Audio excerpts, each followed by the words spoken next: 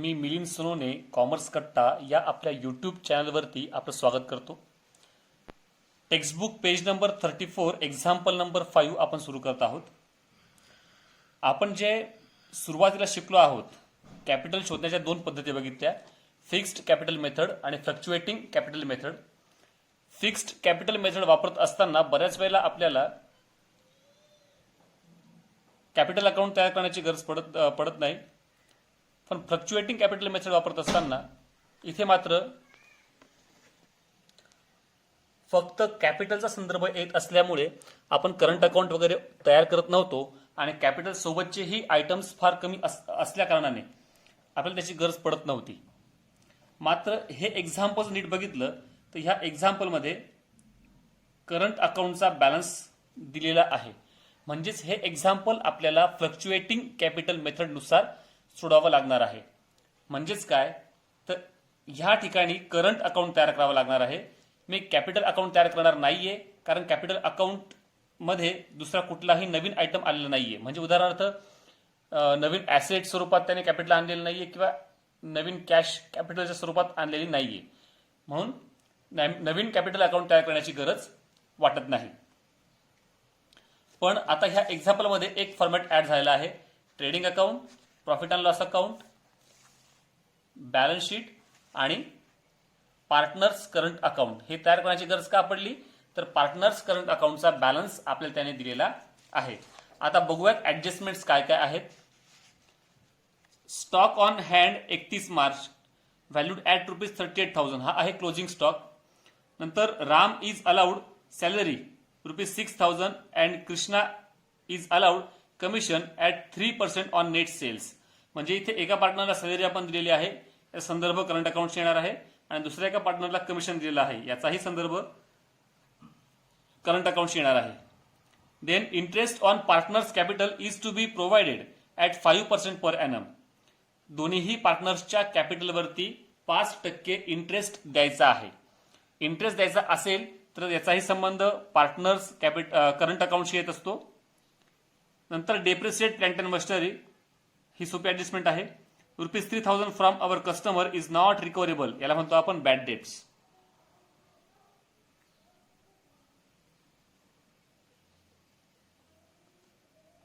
बरोबर. आणि शेवटचा आहे प्रीपेड इन्शुरन्स ₹500. इन्शुरन्स जो आहे हा प्रीपेड केला आहे, आधीच पेड केला आहे, म्हणून इन्शुरन्स मधून आपण ₹500 वजा करून घेणार. आणि दुसरा इफेक्ट आपण आधी पेड केला आहे, पुढच्या वर्षी पुन्हा पेड करायची गरज नाही, म्हणून दुसरा इफेक्ट आपण देणार बॅलन्स शीटच्या ऍसेट साईडला. तर मग आता आपण एक्झाम्पल सोडवायला सुरुवात करूयात. सर्वात पहिले ऍडजस्टमेंट करून घ्यायच्या आहेत. यामध्ये पहिली आहे क्लोजिंग स्टॉक. क्लोजिंग स्टॉकचे दोन इफेक्ट नेहमीप्रमाणे आपल्याला द्यायचे आहेत. एक ट्रेडिंग अकाउंटच्या क्रेडिटला मी इथे घेतोय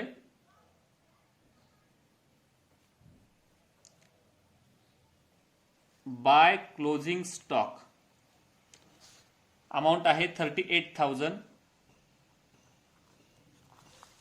आणि दुसरा इफेक्ट बॅलन्स शीटच्या ऍसेट साईडला जवळपास 9 ते 10 जागा सोडून मग द्यायचं आपल्याला. बाय नाही येणार इथं, क्लोजिंग स्टॉक 38,000.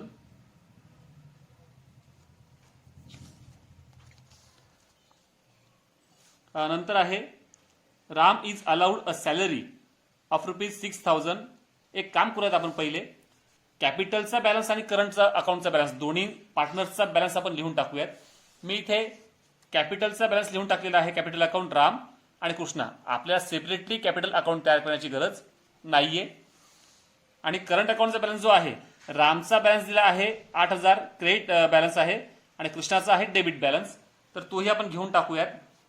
रामचा प्रथम बघूयात आपण क्रेडिट बॅलन्स, म्हणून क्रेडिट साईडला घ्या to by balance brought down.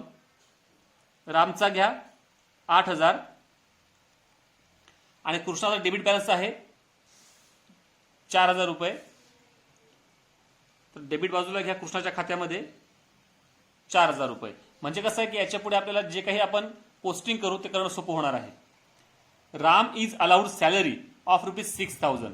रामला ₹6,000 काय दिली आपण सॅलरी दिलेली आहे. तर याचा एक इफेक्ट कुठे जाईल, तर तो जाईल पार्टनर्स करंट अकाउंटच्या क्रेडिटला. इथे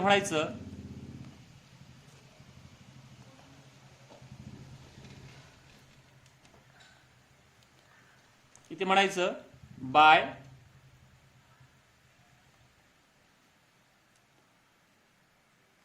प्रॉफिट अँड लॉस अकाउंट. आपण सॅलरी दिलेली आहे कोणाला, रामला, मग फक्त रामच्या खात्यामध्ये घ्या 6,000. इथे म्हणतो मी कंसामध्ये राम सॅलरी. आणि दुसरा इफेक्ट जाईल प्रॉफिट अँड लॉस अकाउंटच्या डेबिटला, कारण हा आपला खर्च आहे व्यवसायाचा. इथे म्हणा टू राम्स सॅलरी. अमाऊंट आहे 6,000, डायरेक्ट आउटरला घ्या.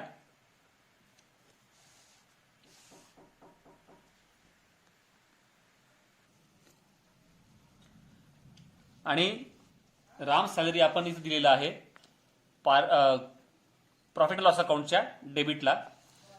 त्यानंतर आहे म्हणजे इथपर्यंत आपली अर्धी ऍडजस्टमेंट संपलेली आहे.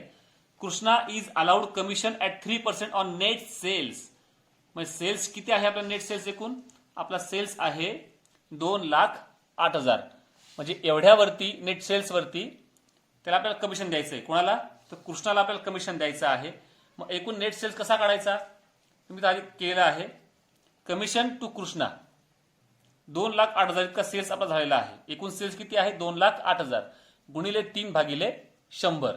म्हणजे आपल्याला एकूण नेट सेल्स वरती 3% कृष्णाला आपल्याला द्यायचे आहे 6,240. मग आता आपण कमिशन देऊयात. तेही कुठं जाईल, करंट अकाउंटच्या क्रेडिटला. इथे म्हणायचं परत by profit and loss account commission Krishna.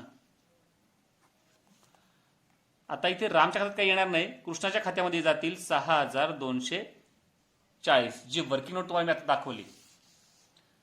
आणि याचा दुसरा इफेक्ट कुठे जाईल, तर नेहमीप्रमाणे प्रॉफिट अँड लॉस अकाउंटच्या डेबिटला, कारण का आपला हा खर्च आहे. मग इथे म्हणायचं टू कृष्णाज कमिशन.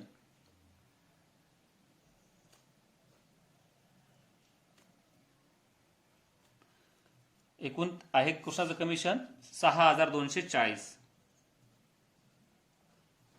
बरोबर. नंतर दुसरी संपलेली आहे ऍडजस्टमेंट.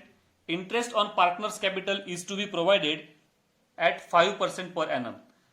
पार्टनर्सच्या कॅपिटलवरती 5% इंटरेस्ट द्यायचा आहे. इंटरेस्ट जर म्हटलं तर हे देखील आपण टाकतो पार्टनर्स करंट अकाउंटच्या डेबिटला.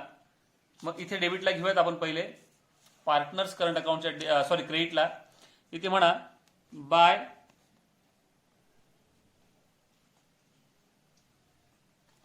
Interest on capital.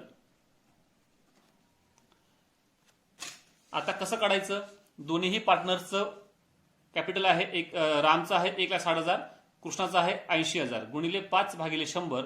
म्हणजेच रामचं येतात इंटरेस्ट ऑन कॅपिटल 8,000 आणि कृष्णाचे येतात इंटरेस्ट ऑन कॅपिटल 4,000. अशा प्रकारे आपल्याला ते काढायचं आहे. मग इथे रामच्या खात्यामध्ये घ्या 8,000 आणि कृष्णाच्या खात्यामध्ये घ्या 4,000.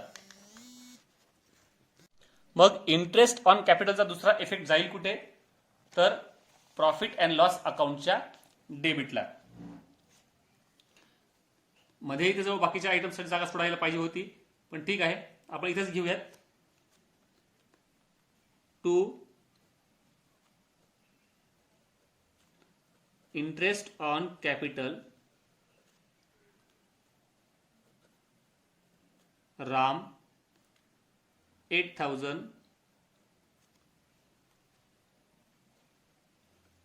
कृष्णा 4,000, आउटरला 12,000 यायला पाहिजेत. बरोबर. नंतर आहे provide depreciation on plant and machinery. Plant and मशिनरीवरती आपल्याला काय करायचं आहे तर डेप्रिसिएशन काढायचं आहे. म्हणून आपण घेणार ऍसेट साईडला प्रथम प्लांट अँड मशिनरी हा आयटम आहे. मग इथे म्हणा प्लांट अँड मशिनरी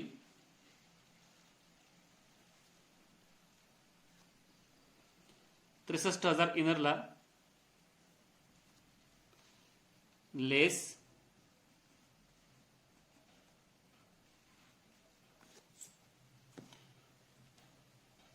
डेप्रिसिएशन जे आहे त्याच्यावर 5% काढायचं आहे. म्हणजे 6,300च्या निम्मे ते येतील 3,150, 5%. मग आउटरला येतील 59,850. डेप्रिसिएशनचा दुसरा इफेक्ट आपण दिला पाहिजे प्रॉफिट अँड लॉस अकाउंटच्या डेबिटला. तो घ्या to depreciation on plant and machinery 3,150.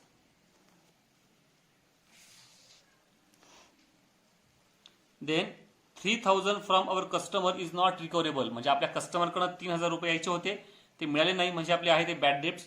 म्हणून सन्ड्री डेटर्स आणि बॅड डेट्स या दोघांनाही आपल्याला त्याची ऍडजस्टमेंट करावी लागेल. मग इथे घ्या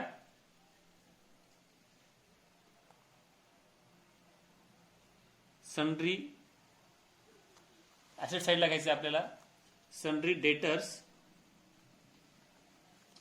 त्याची अमाऊंट आहे 1,73,500. ती घ्या 1,73,500. आणि दुसरा जो आयटम आहे बॅड डेट्स 500 रुपये तोही लिहून टाका. प्रॉफिट अँड लॉस अकाउंट डेबिटला म्हणा टू बॅड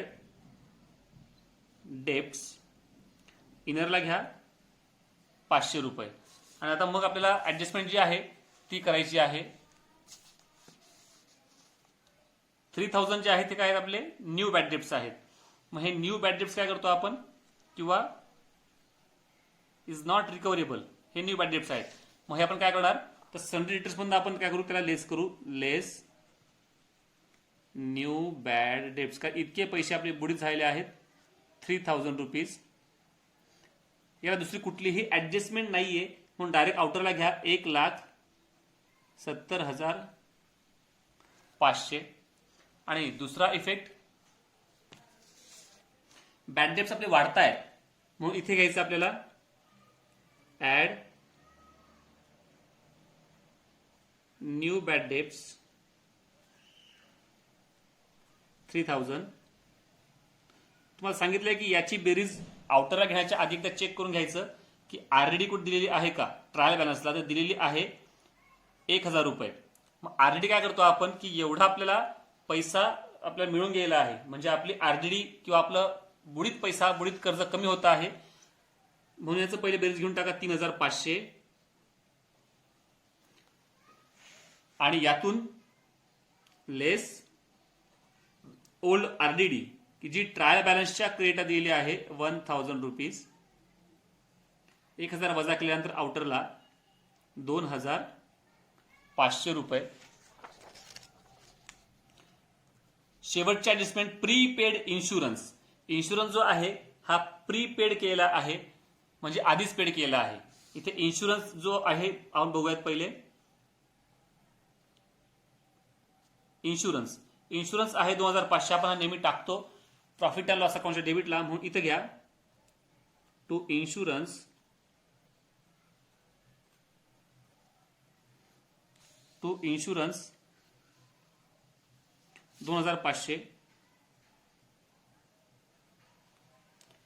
त्यानंतर प्रीपेड आहेत 500 रुपये, आधीच पेड केले असतील म्हणजे पुढच्या वर्षाचा खर्च आहे जो आपण आधी पेड केला तो ह्या वर्षी करंट इयरला रेकॉर्ड करायची गरज नाहीये, पण तरी आपण त्याला लेस करून घ्यायचं आहे.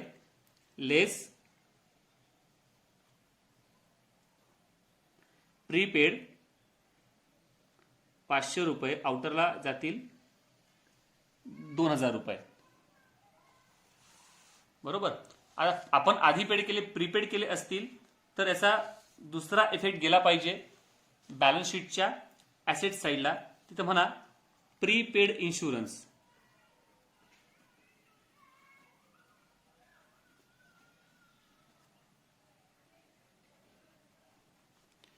प्रीपेड इन्शुरन्स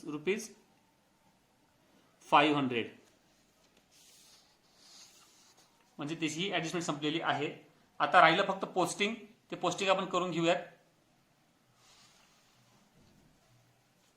सर्वात पहिला आयटम ओपनिंग स्टॉक तो घ्या ट्रेडिंग अकाउंटच्या डेबिटला.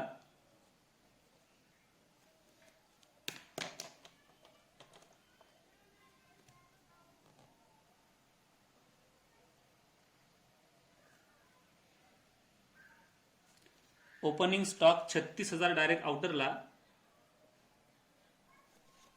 नंतर आहे कॅपिटल ते घेतलेलं आहे, करंट अकाउंटचा बॅलन्स ते घेतला गेलेला आहे. नंतर परचेस म्हटल्यानंतर कुठे रिटर्न्स आहेत का पाहून घेऊयात आपण. नाहीयेत. डायरेक्ट घ्या आउटरला. To purchases.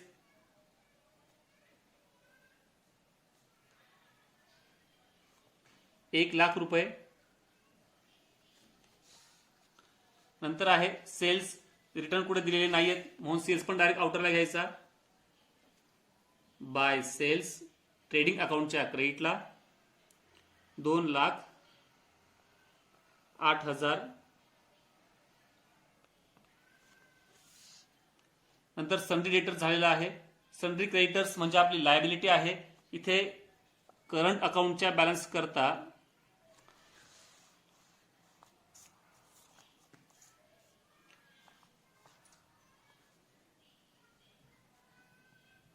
Current account Ram कृष्णाला जागा सोडायची आहे आपल्याला आणि मग आपण घेऊयात सन्ड्री क्रेडिटर्स.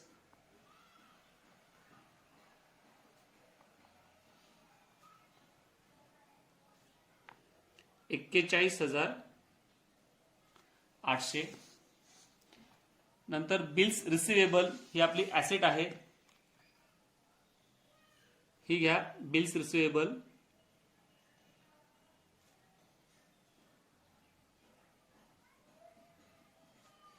Bills receivable 47,000.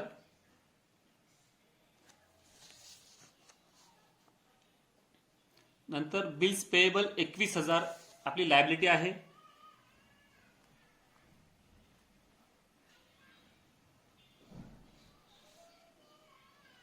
$21,000. नंतर कमिशन डेबिटला दिलेलं आहे म्हणजे हे कमिशन आपलं अलाउड आहे. आपण कमिशन दिलेलं आहे म्हणजे आपण टाकणार याला प्रॉफिट अँड लॉस अकाउंटच्या डेबिटला.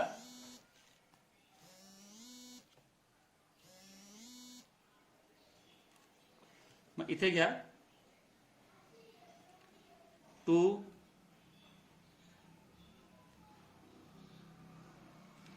कमिशन. त्याची अमाऊंट आहे ₹2,800. नंतर वेजेस ट्रेडिंग अकाउंटच्या डेबिटला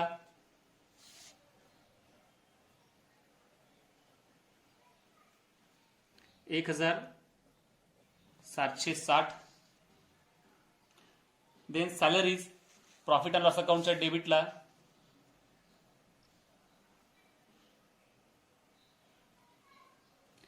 टू सॅलरीज 3,000. नंतर आहे फर्निचर 25,000. डायरेक्ट घ्या ऍसेट साइडला. ही आपली फिक्स्ड ऍसेट आहे.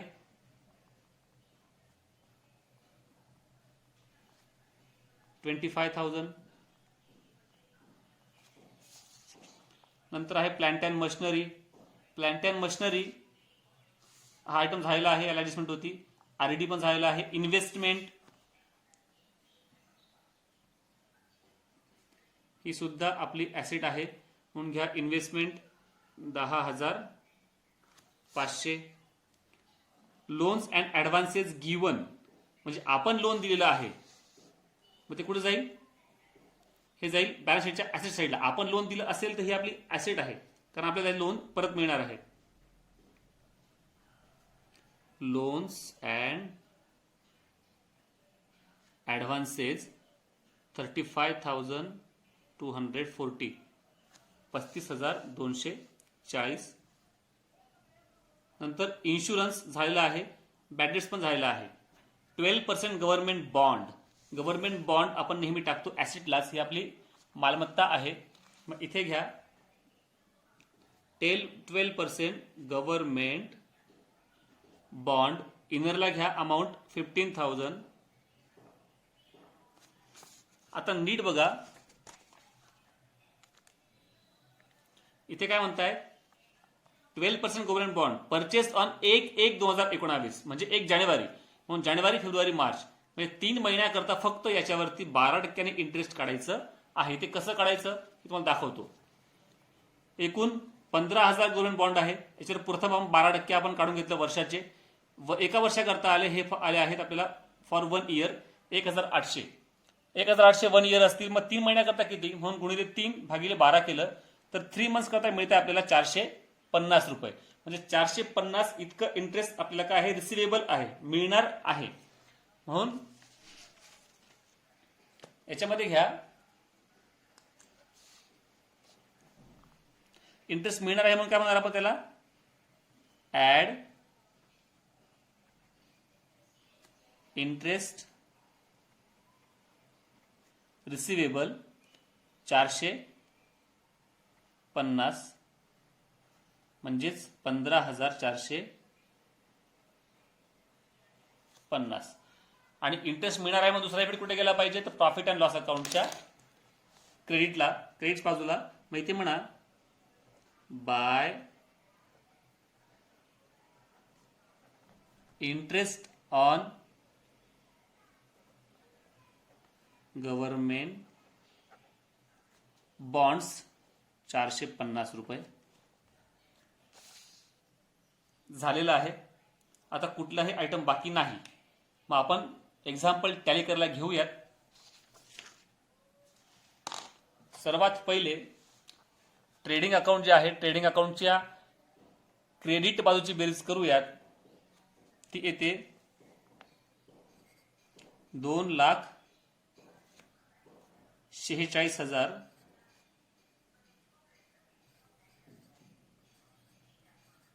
आणि डेबिट बाजूची येते 1,37,760. बरोबर. यांची वजाबाकी जेव्हा करतोय ते उत्तर येतं 1,08,240. म्हणजे ह्या ठिकाणी क्रेडिट बाजूची बेरीज जास्त आलेली आहे, ती आपण प्रथम लिहून टाकू. 2,46,000 आणि किती कमी पडतात डेबिटला, 2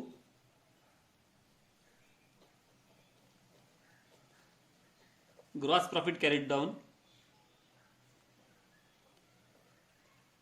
1,08,240 आणि मग दोन्ही बाजूची टोटल सारखी येईल 2,46,000 आणि gross profit transfer to profit and loss account debit credit side. इथे म्हणा बाय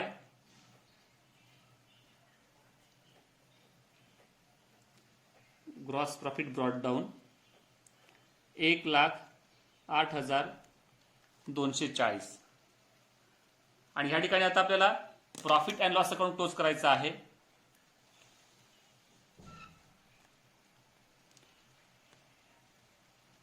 क्रेडिट बाजूची बेरीज येते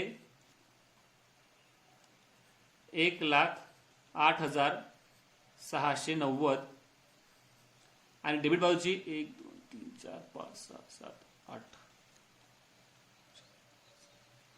डेबिट बाजूची येते 37,690. यांची वजाबाकी केल्यावरती उत्तर येतं 71,000.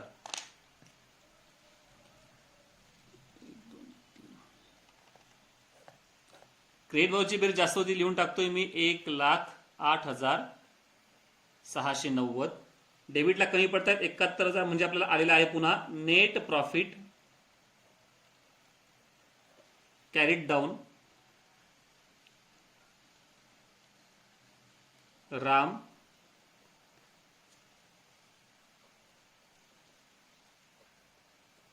कृष्णा.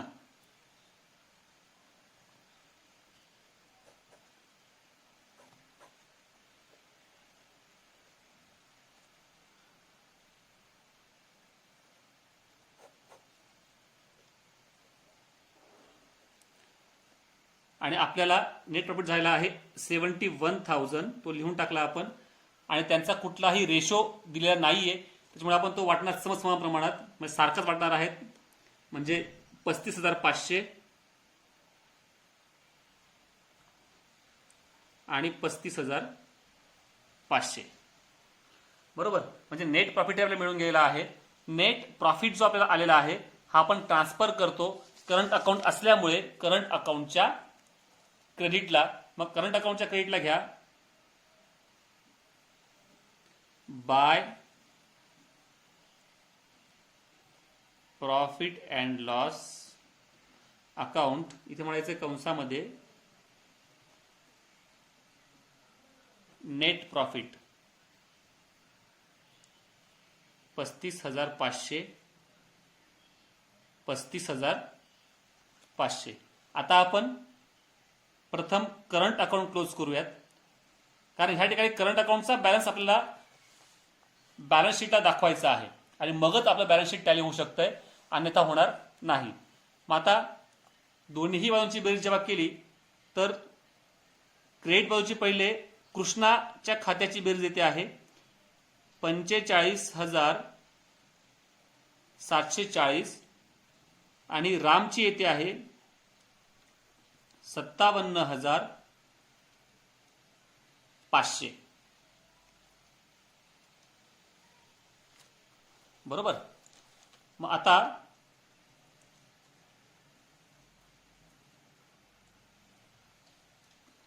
कृष्णाचे 45,740 मधून 4,000 वजा केले तर अमाऊंट येते 41,740 आणि 57,500 इथे वजा करायला काहीच नाही आहे, म्हणून पूर्ण अमाऊंट येईल 57,500. आता दोन्ही बाजूची टोटल सारखी येईल. राम 57,500 आणि कृष्णा 45,740. हा जो बॅलन्स आपण शोधला आहे त्याला म्हणायचं टू बॅलन्स कॅरीड डाऊन, आणि हा पुढच्या याला ओढून घ्यायचा आहे बाय बॅलन्स ब्रॉट डाऊन.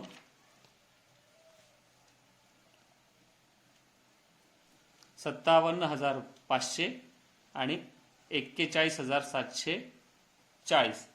हा जो बॅलन्स आला आहे हा आता आपण करंट अकाउंटला आपण तिथं ट्रान्सफर करणार आहोत. रामचा आला आहे 57,400 आणि कृष्णाचा आला आहे 41,740. अमाऊंट डायरेक्ट दोघांची बेरीज घेऊन बाहेर टोटल बाहेर टाकूयात 99,240 आणि इकडे 1,60,000 आणि 80,000 म्हणजे 2,40,000 इतकी टोटल येत आहे. आता आपण बॅलन्स शीट क्लोज करूयात.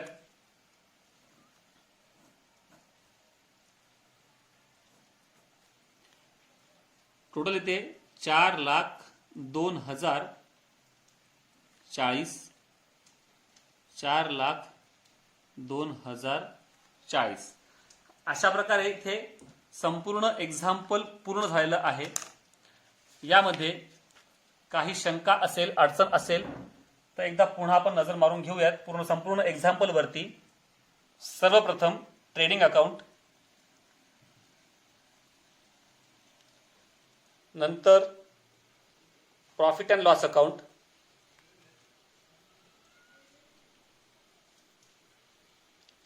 नंतर बॅलन्स शीट,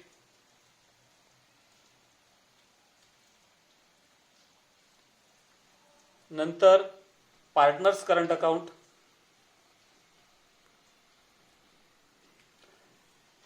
आणि नंतर वर्किंग नोट्स.